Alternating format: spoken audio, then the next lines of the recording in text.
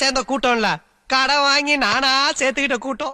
Welcome to SB1 updates. SB1 அப்டேட்ஸில் credit card வாங்கலாமா அப்படின்னு உங்களை நிறைய பேருக்கு ஒரு டவுட் இருக்கும். அப்படி வாங்கினா அதில் என்னென்ன நன்மைகள் இருக்குது, என்னென்ன தீமைகள் இருக்குது, எப்படியெல்லாம் அந்த கிரெடிட் கார்டை யூஸ் பண்ணலாம், நமக்கு பெனிஃபிட்டா அப்படின்றத பற்றின ஒரு முழு வீடியோ தான் இந்த வீடியோவை ஃபுல்லாக ஸ்கிப் பண்ணாமல் பாருங்கள். இப்போ வாங்க வீடியோக்குள்ளே போயிடலாம்.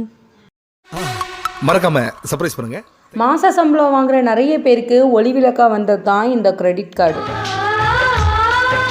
வங்கிகள் மற்றும் நிதி நிறுவனங்கள் மூலியமாக வழங்கக்கூடிய ஒரு விஷயம் தான் என்ன அப்படின்னு கேட்டிங்கன்னா கிரெடிட் கார்டு. இந்த கிரெடிட் கார்டை பயன்படுத்தி உங்களுக்கு ஒரு பொருளோட தேவை இருக்குது, பட் உங்ககிட்ட அந்த பொருள் வாங்குறதுக்கான பணம் இல்லை அப்படின்ற பட்சத்தில் நீங்கள் இந்த கிரெடிட் கார்டை பயன்படுத்தி உங்களுக்கு தேவையான அந்த பொருளை நீங்கள் என்ன பண்ணிக்கலாம் அப்படின்னா ஷாப்பிங் பண்ணிக்கலாம். ஒரு ஆர்டரா ஃப்ளோவா போய்கிட்டு இருக்கல, கூட பேசினா மறந்துட மாட்டேன். இந்த கிரெடிட் கார்டுக்கு எவ்வளோ நாள் டைம் இருக்கும் அப்படின்னு பார்த்தீங்கன்னா, நீங்கள் ஒரு பொருள் 1ஆந்தேதி ஷாப்பிங் பண்ணுறீங்க சரிங்களா. நீங்கள் வாங்கக்கூடிய பொருளுக்கு அடுத்த மாதம் 1ஆந்தேதி உங்களுக்கு பில் வரும்.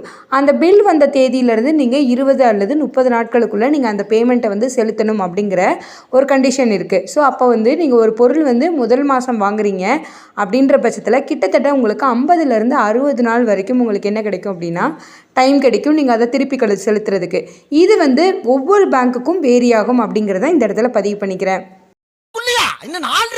கேட்கவே குழுன்னு இருந்துச்சுல. நிறைய பேர் நினச்சிருப்பீங்க, ஐயா ஜாலி நல்லா இருக்குது கிரெடிட் கார்டு வாங்குறது, இனிமேல் கிரெடிட் கார்டை வாங்கிற வேண்டிதான் அப்படின்னு நினச்சிட்டு இருக்கவங்களுக்குலாம் இதில் இருக்கக்கூடிய டிஸ்அட்வான்டேஜ் என்ன அப்படிங்கிறத நான் சொல்லிடுறேன். அதற்கப்புறம் இந்த கிரெடிட் கார்டை வாங்கலாமா வேண்டாமான்னு நீங்களே முடிவு பண்ணிக்கோங்க.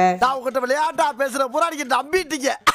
கிரெடிட் கார்டில் ஷாப்பிங் பண்ணிவிட்டு ஓடிட்டேல அப்படின்னு நீங்கள் கிரெடிட் கார்டில் பேமெண்ட் பண்ணாமல் விட்டுட்டீங்க அப்படின்னா என்ன ஆகும் அப்படின்னா, குறைஞ்சபட்சம் உங்களுக்கு 30% வரைக்கும் பேங்க்லேருந்து இன்ட்ரெஸ்ட்டு சார்ஜ் பண்ணுவாங்க. என்னப்பா சொல்கிற அப்படின்னு கேட்டிங்கன்னா, அது மட்டும் கிடையாது, இது உங்கள் சிபில் ஸ்கோரை அஃபெக்ட் பண்ணும். ஃப்யூச்சரில் நீங்கள் எந்த பேங்க்லேயும் போய் நீங்கள் உங்களுக்கு லோன் அப்படிங்கிற ஒரு விஷயம் வாங்கவே முடியாது. ஏன்னா இப்போ நம்மளை விட பேங்க்கெல்லாம் ரொம்ப அலர்ட் ஆகிட்டாங்க. வாழ்க்கையில ஒரு வசந்தமே பிறக்க மாட்டேங்கிறடா. சொந்தக்காரங்களே நம்மளை நம்பி பணம் கொடுக்காத இந்த காலகட்டத்தில் கிரெடிட் கார்டு அப்படிங்கிற ஒரு விஷயம் நிதி நிறுவனமும் பேங்க்கும் நமக்கு கொடுக்குறாங்க அப்படிங்கிறது ரொம்பவே ஒரு நல்ல விஷயம் தான். இதற்கு ரீபேமெண்ட் தொகைக்கு நீங்கள் கிட்டத்தட்ட 50லேருந்து 60 நாள் வரைக்கும் ஒவ்வொரு பேங்க்கும் கிரெடிட் கார்டுக்கு கொடுக்குறாங்க. பொழுது விடிய விட மாட்டேங்கிறாங்களே ஐயா.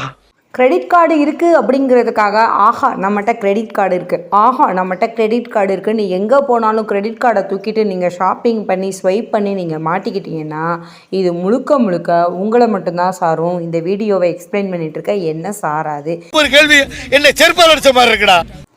என்னால் இப்போ இந்த பொருள் இல்லைன்னா இந்த விஷயத்தை பண்ணவே முடியாது அப்படின்னு ரொம்ப அத்தியாவசியம் ஏற்படக்கூடிய பொருட்களுக்கு மட்டும் நீங்கள் கிரெடிட் கார்டை பயன்படுத்திட்டு கரெக்டான முறையில் அதற்கு ரீபேமெண்ட்டும் பண்ணிட்டு வர்றீங்க அப்படின்னா கண்டிப்பாக கிரெடிட் கார்டு அப்படிங்கிறது எல்லாருக்குமே ஒரு வரப்பிரசாதம் தான்.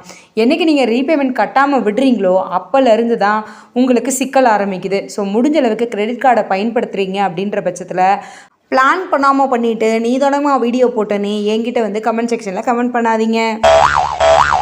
கிரெடிட் கார்டை பற்றி நான் கொடுத்த இந்த இன்ஃபர்மேஷன் கண்டிப்பாக உங்கள் எல்லாருக்கும் ரொம்ப பிடிச்சிருக்குன்னு நினைக்கிறேன். இந்த வீடியோ உங்களுக்கு பிடிச்சிருந்ததுன்னா லைக் பண்ணுங்கள், ஷேர் பண்ணுங்கள், கமெண்ட் பண்ணுங்கள் அண்ட் மறக்காமல் நம்மளோட சேனலை சப்ஸ்கிரைப் பண்ணிக்கோங்க. தேங்க்ஸ் ஃபார் வாட்சிங். Thank you friends.